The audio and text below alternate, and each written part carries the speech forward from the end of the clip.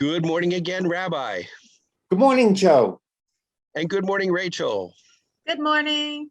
Once again, we are back with Rabbi and Rachel to Can you guess continue our what we're discussion. talking about? Joe, what do you think we're talking about? We are continuing the subject of food and how it affects us in culture.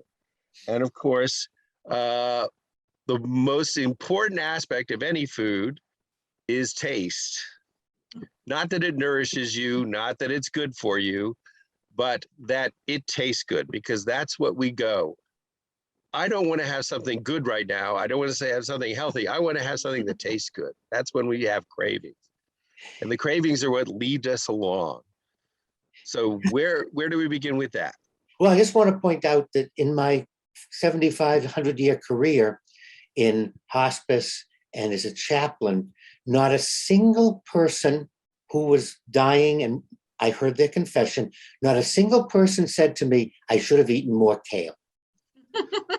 Everyone said to me, pizza, ice cream, Indian food, Chinese food. Everyone named something that had unique flavors or taste to it. But no one ever regretted not eating enough kale. I just want to throw that out there. Or tofu, for that matter. I've already eaten all the kale I want to eat. Kale is not a favorite. It's a little bitter for me, but there's a science behind that too. Something very ingrained in our genetics. I don't know. You guys ever hear the word cheese crack? What? Yeah, cheese has the same properties as cocaine does in our brains. It releases the same endorphins, the same addictive quality, which is why pizza is just such a commonly eaten food, why people crave it so much. The same thing with most dairy, actually. So my mom calls it dairy crack. So there's that. And then there's also just the fact that a lot of spices, I mean, they tingle our taste buds. They activate the trigeminal nerves in our mouths. They make us want it more. Sour foods, especially. The Chinese would feed people sour foods with lemon or pickled plum if they were sick, because it made them want to eat. It actually activated their hunger. So then the food is really a medicine. Mm-hmm. Especially in China and India, where they have Ayurvedic healing, and everything is tied very deeply into their spices and the kinds of combinations of food they eat, where they believed that this would help balance you. And there is a true science behind that, especially in Ayurvedic healing. I think it was maybe cayenne pepper that brought your blood pressure down, or is it cinnamon? I don't know. There's a lot. Yeah, I've always been fascinated, though. You mentioned pepper and heavily spiced food, and I've read several different theories as to if your food was on the verge of not being edible, or you were in a hotter climate and the food spoiled quicker, you would add pepper or spices so you wouldn't notice that you're eating rotten food. How much truth is there to that? There's a lot. So back in the medieval or the Renaissance, where people didn't have access to a lot of spices, speaking of which, we are beyond wealthy rich compared to our ancestors. We have these spice cabinets, and they would just look at us and be like, look at what luxury they're living in, where they just have a whole canister of cinnamon and sugar. Back then, honey was actually something that was more easily come by. So that's where you have the words honeyed meat. And that was a phrase usually used to describe something rotten or something unpalatable that someone was trying to cover over to make it so. And that's because what they had to do, a lot of peasants who couldn't master the art of preserving their meat or making the jerky would put honey on near rotting meat to make the flavor more palatable to eat. So if I go to a restaurant that's very spicy, I should be suspicious then that they're feeding me rotten food and they want to cover it up with that? No. Well, it's probably not the same. Spices in other cultures had other meanings. So in India, like I said, and I'm almost certain now that it's red pepper, brings down your blood pressure. And it's also just the kind of climate. So colder climates actually wanted spicier food because when you bring the temperature down, it's harder to taste certain things, which is why, like, whenever I make ice cream, I really load in whatever I'm steeping the ice cream flavor with. If I did one banana, you wouldn't be able to taste the banana in the ice cream later. It's got to be like a whole bunch of bananas. And that's the same concept. So in the Sichuan province of China, they like this hot and numbing spice, but that's also because they had the hot and numbing pepper available. And that was their black pepper. And if you've never had hot and numbing, it's really fun. And that activates, like I said, that trigeminal nerve, where it's not just a flavor, it's a feeling in your jaw, your tongue, the tingle, the numbing, and it makes the food interesting. Because humans have always looked for new things, innovation, something new to excite. And Wait. what's more exciting than all these different spices? Well, why is the worst food on our planet come from England? Why is their food not palatable? The most popular restaurants in England are the Indian restaurants or Chinese, because British food, why? The Brits have no taste buds? And what's wrong with them?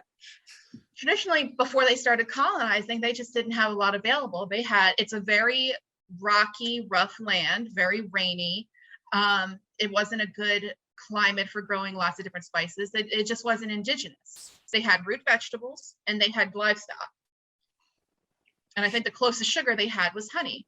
And then they started getting sugar plantations elsewhere. Which explains why the Scots have haggis, because they wanted to have something that tasted like rotten food, I guess. I don't. Well, no, that's what they had available. So I'm a big believer, if you kill an animal, you use all of it. And that's definitely what they did. People discovered a long time ago, and this is the same for Africa and Israel even, I think, did this. We would take the sheep's stomach and dry it. And I think it was actually in India, and this happened across the spice roads or the Silk Road, where if someone was trying to transport milk in a sheep's stomach, and the enzymes from the stomach cultured that milk into yogurt. And when that happened in India, that's where they really started using yogurt in most of their foods.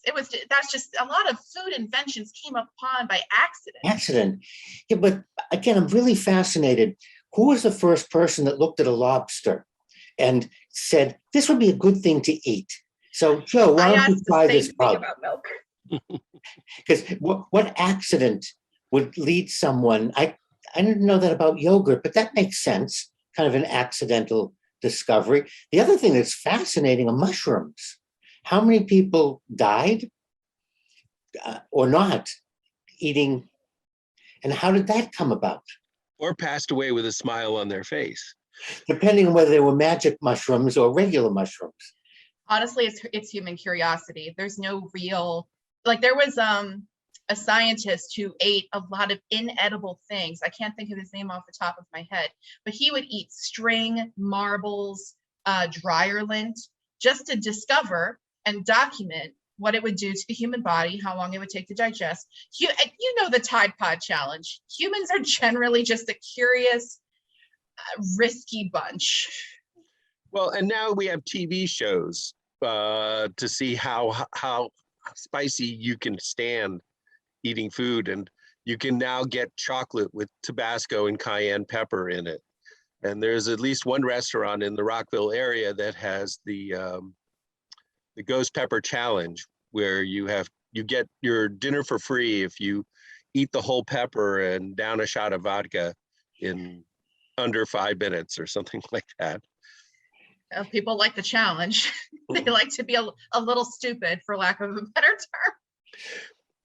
But the General Chow, there was no such person as General Chow.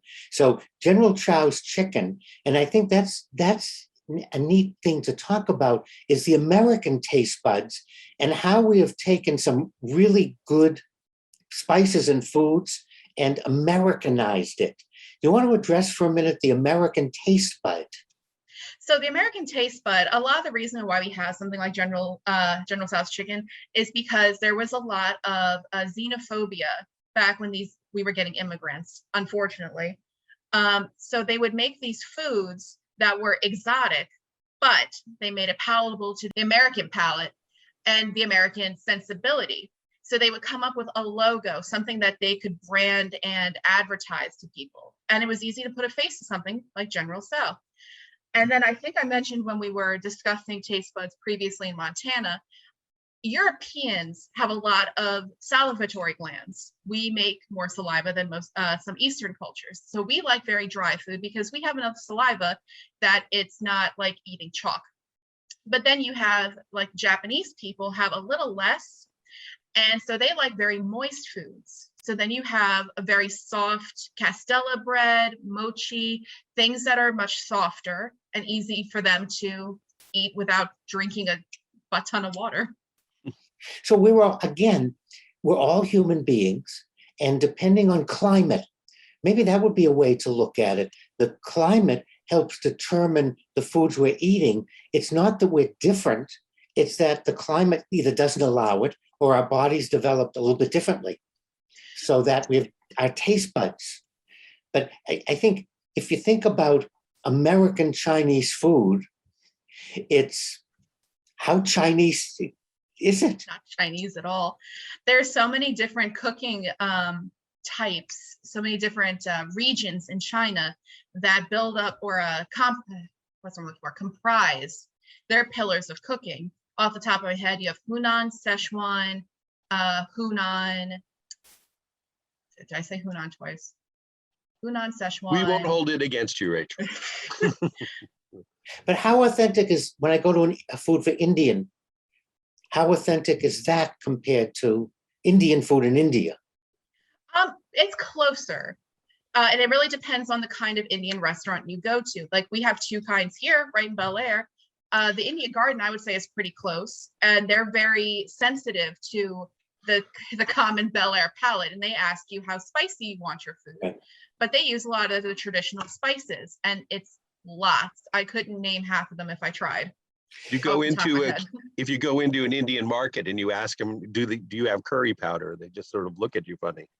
And that's because there's different curry powders, curry blends per region in India. You can have a completely different taste if you go 20 miles down the road. And it's just because that's the blend of their family. Well, whether you go 20 miles down the road or you go right next door, the one thing that's always in good taste is Rabbi and his observations. And thank you too, Rachel, for your insight into all these different cultures. We're going to have to do another one of these. I think I want to come back, and I'd like to spend another session, Rachel, talking to you about memory. And we've talked about food and spices and special holidays. I think I'd like to talk to you about when I eat something, it's triggering something, or I look forward to it. So I'd like to have you come back again, if you will. I would love to. Thank you for having me.